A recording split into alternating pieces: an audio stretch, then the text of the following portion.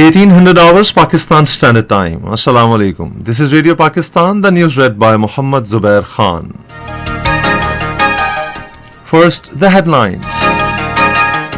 Prime Minister directs to take measures to provide potable water to residents of Karachi on priority basis. China has highly commended Shehbaz Sharif's remarks on the construction of China-Pakistan Economic Corridor, saying it is ready to work with Pakistan. Election for the office of the Speaker National Assembly will be held on Saturday. Foreign Office has categorically rejected unwarranted reference in statement issued after the US-India ministerial dialogue on Monday last. The Communist Party of India has demanded harsh punishment for those who committed acts of violence against Muslims in the country. Pakistan cricket team will visit Sri Lanka in July to play Test and ODI series against Sri Lanka. And now the news in detail.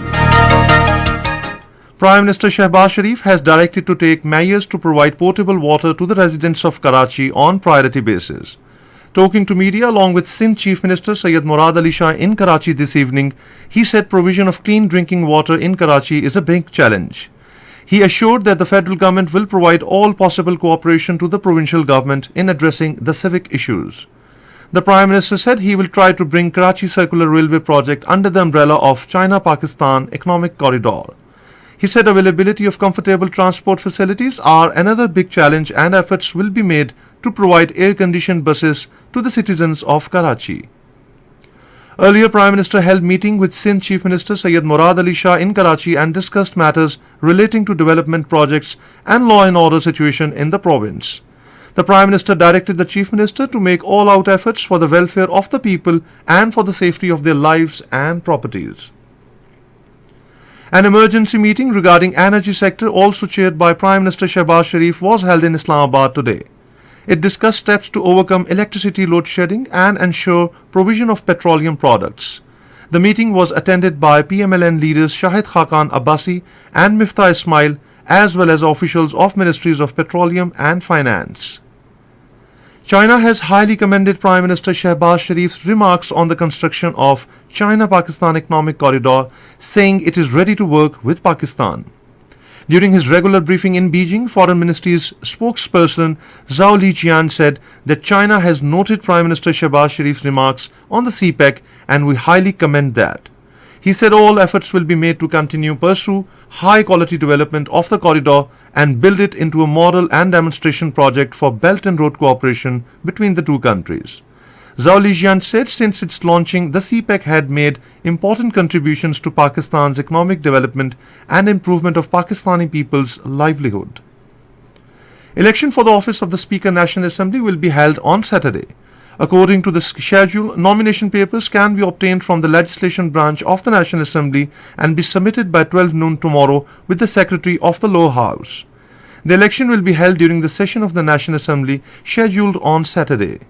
It is pertinent to mention that the office of the Speaker National Assembly became vacant after the resignation of former Speaker Asad Kaisar. This is Radio Pakistan. Pakistan has categorically rejected the unwarranted reference in the statement issued after the US-India ministerial dialogue on Monday last. In a statement, the Foreign Office said the gratuitous reference in the statement alluding to some non-existent and dismantled entities betrays misplaced counter-terrorism focus of both the countries. It is unfortunate that a bilateral cooperation mechanism is being used to target a third country for political expediency and to mislead public opinion away from the real and emerging terrorism threats. The assertions made against Pakistan in the statement are malicious and lack any credibility. The Foreign Office said Pakistan's successes and sacrifices in countering terrorism are unparalleled and widely acknowledged by the international community, including the United States. The Foreign Office said India's insinuations against Pakistan are in fact a desperate attempt to conceal its state terrorism and brutal atrocities against the subjugated Kashmiris in Indian illegally occupied Jammu and Kashmir. Responsible members of the international community must condemn India's use of terrorism as an instrument of state policy and the impunity that continues to be associated with it. The Foreign Office said Pakistan expects and urges partner countries to take an objective view of the issue of peace and security in South Asia and refrain from associating themselves with positions that are one-sided, politically motivated, and divorced from ground realities. It said our concerns and rejection of the unwarranted reference to Pakistan in the US-India statement have been conveyed to the US side through diplomatic channels. Pakistan has welcomed Saudi efforts for peaceful settlement of the conflict in Yemen. In a statement by the Foreign Office, Pakistan also welcomed the UN Special Envoy's announcement of a truce in Yemen. It also supported the establishment of Yemen's Presidential Leadership Council, successful conclusion of the GCC-hosted intra-Yemeni dialogue in Riyadh. The statement further said Pakistan considers the establishment of the council an important step in the right direction that will help promote comprehensive political solution to the Yemeni crisis. Sikh pilgrims from India to attend Khalsa Janamdin and Vaisakhi Mela celebrations started their rituals today at Gurdwara Panja Sahib, Hasan Abdal. The main ceremony of the Vaisakhi Mela will be held tomorrow, in which pilgrims from the country will also participate. After the main ceremonies, the pilgrims will reach Janamastan Nankana Sahib on Friday. The Communist Party of India has demanded harsh punishment for those who committed acts of violence against Muslims in the country. Questioning the enigmatic silence of Prime Minister Narendra Modi over the communal violence that erupted in Bharatiya Janata Party ruled states, the party also criticized the Hindu extremists' use of religious festivals to promote communal politics. The party said the communal violence during processions on the occasion of Ram Navami in several states in India is a matter of deep concern. It said there have been highly objectionable incidents such as in Bihar, where a saffron flag has been planted on a mosque in the presence of the police. In Delhi, Sangh Parivar activists attacked mess workers in a hostel canteen of a university to prevent them from serving non-vegetarian food and then attacked students who came to their rescue. Israeli troops have martyred a Palestinian in Nablus and injured 31 others on the fifth day of its military operations in the occupied West Bank. According to media reports, the Israeli military martyred 16 Palestinians in 3 weeks. However, Palestinian security sources said that the Israeli army conducts daily raids in cities, towns, and villages in the West Bank to arrest Palestinian activists. Meanwhile, Palestinian presidential spokesman Nabil Abu Rudene warned that the Israeli escalation measures in the Palestinian territories would push the matters to an uncontrollable situation. Russia says more than 1,000 Ukrainian Marines have surrendered in key port of Mariupol. In a statement, Russian Defense Ministry said as a result of successful offensive by Russian armed forces, more than 1,000 Ukrainian soldiers of the 36th Marine Brigade voluntarily laid down arms and surrendered in the besieged port city of Mariupol.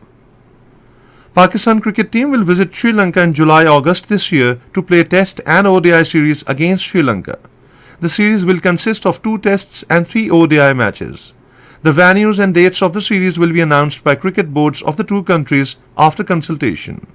Before heading to Sri Lanka, Pakistan will host West Indies in June this year for a 3-match ODI series. And finally, the weather report. Partly cloudy weather is expected in most upper parts of the country during the next 12 hours.